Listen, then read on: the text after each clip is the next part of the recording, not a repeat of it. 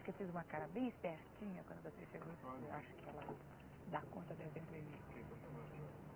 Já? Tá ótimo. Bom, vamos lá, Gual. Primeira pergunta, para todo mundo entender. Como foi que nasceu, assim, a primeira ideia do Teatro do Oprimido? Aonde, como, em que circunstância? Conta pra Quer gente. dizer, nasceu aqui mesmo, né? Quer dizer, agora que eu estou lá na Europa faz tanto tempo, né? Que estou fora do Brasil faz 9 anos. Então dá a impressão de que é uma coisa que agora está voltando, está vindo ao Brasil pela primeira vez, quando o Teatro do Oprimido nasceu no Brasil. E nasceu no Brasil e se desenvolveu na Argentina, no Peru, no México, Colômbia e outros países, mas sempre como uma resposta a uma situação social e política concreta. Quer dizer, o Teatro do Oprimido não foi inventado.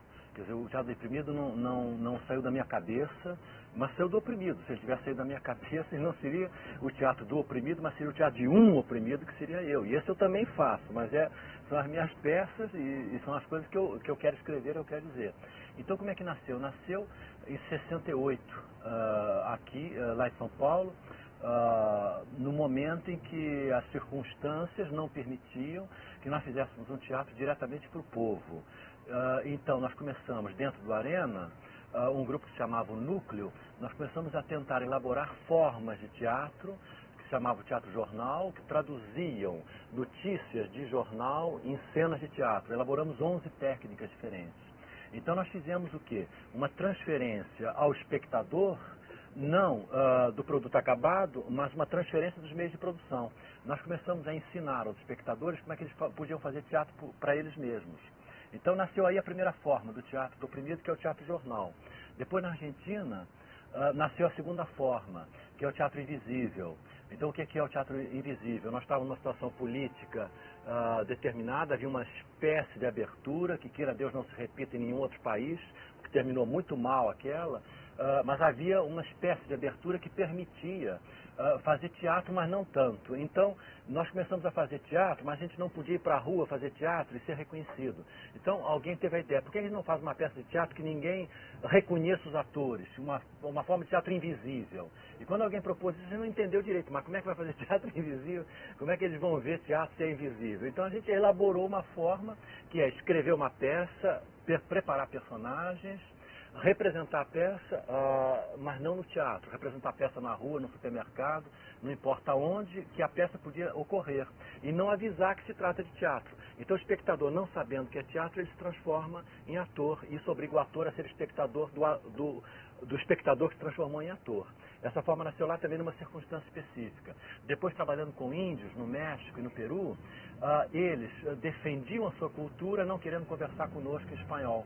Então a gente teve que descobrir uma forma, são as várias técnicas do teatro imagem, são 8 técnicas diferentes, em que a gente pode dialogar sem falar. A gente dialoga com o corpo, dialoga através de composições, digamos, visuais, puramente visuais, o corpo, a relação entre um corpo e outro corpo, entre os corpos e objetos, quer dizer, a gente elaborou isso também em circunstâncias muito específicas. E o Teatro Foro também no Peru, quer dizer, uma preparação da ação, quer dizer, o Teatro Foro é uma preparação de uma ação real. Quer dizer, o Teatro do Oprimido nasceu assim, nasceu do oprimido em diversos países latino-americanos, que foram respondendo criadoramente a uma situação político-social e econômica muito definida.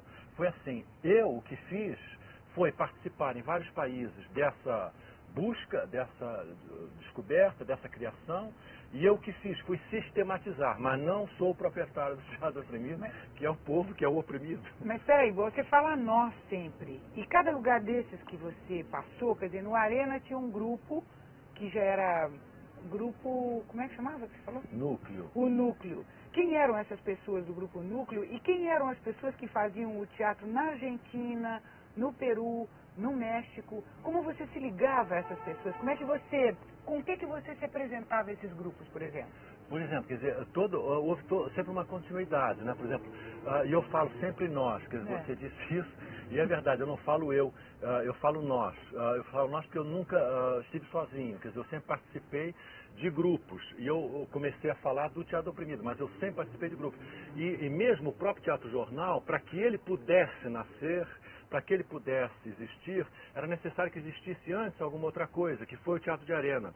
Mas também na época do Teatro de Arena, eu também trabalhava com grupos, com pessoas, como você, como Paulo José, e nós, em grupo, resolvemos fazer uma coisa. Nós, em grupo, fizemos o Teatro de Arena, nós, em grupo, desenvolvemos o Teatro de Arena, nós, mais Guarnieri, mais Lima Duarte, mais Flamiliati, mais tanta gente, quer dizer, nós sempre éramos um grupo que fizemos uma coisa que, em determinado momento, se traduziu, num determinado momento necessário, se traduziu no teatro jornal. No teatro jornal, então, tem Antônio Pedro, que está lá também, quer dizer, Antônio Pedro, ele trabalha com o grupo que vai dar o teatro jornal, quer dizer, não é uma coisa de uma pessoa, não é uma coisa de um momento, é uma conjunção de pessoas trabalhando com o mesmo interesse.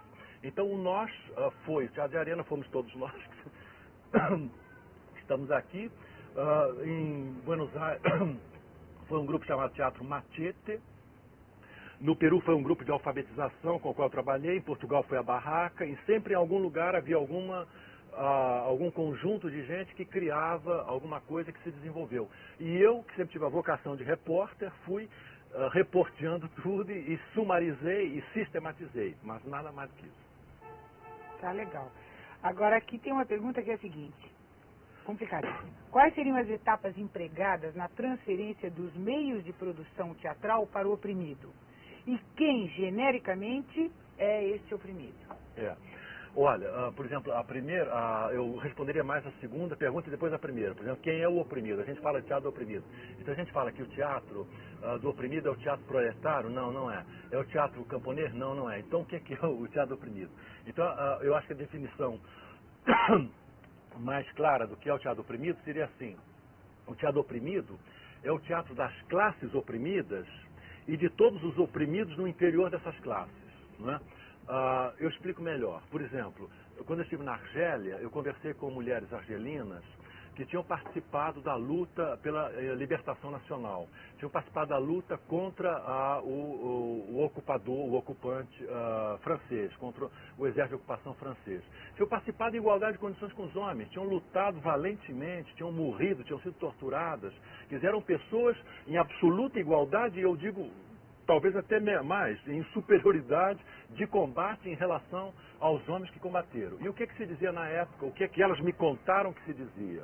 Sempre como repórter eu estou falando. Elas me diziam o seguinte: elas me diziam que durante a luta, o que as pessoas falavam, o que os homens falavam é o seguinte: olha, primeiro vamos resolver o problema principal. O problema principal é expulsar o invasor francês. Depois, o problema entre homens e mulheres, nós vamos resolver entre nós aqui. Bom, elas fizeram isso, acreditaram que podiam subordinar a sua dependência, a sua opressão, a uma libertação mais ampla, que era a libertação nacional. Libertaram-se nacionalmente. E quando terminou a guerra contra o invasor, o que aconteceu? As mulheres voltaram para a cozinha, as mulheres voltaram a botar o tchador na boca e a cobrir o rosto, e a mesma opressão anterior, a opressão que os homens diziam que era cultural. Era cultural para eles, os homens que eram opressores, mas para elas não estavam gostando nada disso. Agora imagina, por exemplo, o que aconteceu com os negros norte-americanos. Exatamente a mesma coisa. Durante a guerra contra o nazismo, todo mundo fala: olha, ótimo, vamos lutar contra os nazistas, que são a principal inimigo. Depois, o problema entre branco e preto a gente resolve depois. Os negros norte-americanos acreditaram nisso, foram para a guerra, e aconteceu que nos Estados Unidos, os negros sentavam atrás nos ônibus, mas na guerra eles iam na frente no campo de batalha. Então eles foram morrendo mais rápido do que os brancos, que aí eles se reservavam a retaguarda com muito carinho, né? Bom, fizeram a luta contra os nazistas, ganharam a luta e voltaram para casa. Para quê? Para os mesmos guetos que eles habitavam antes. Então, o teatro do oprimido é o teatro que acredita, e quem o pratica acredita nisso, que todas as liberações têm que vir simultaneamente. Que a gente não pode dar uma prioridade, a gente dá uma prioridade, quer dizer, muito mais importante a luta e a libertação nacional. Mas ela não é dissociável da luta de libertação de não importa que opressão. Então o importante para nós, no teatro do oprimido, é compreender que existe um encadeamento de opressões, uma cadeia de opressões, uma série de elos. Onde é que para o teatro de oprimidos? Ele para no exato limite da luta de classes. Quer dizer, eu sei que a Jacqueline Kennedy ela é oprimida pelos seus vários maridos, mas não é o nosso problema discutir a sua opressão, porque ela está além, ela está do lado de lá, numa fronteira em que nós não ultrapassamos.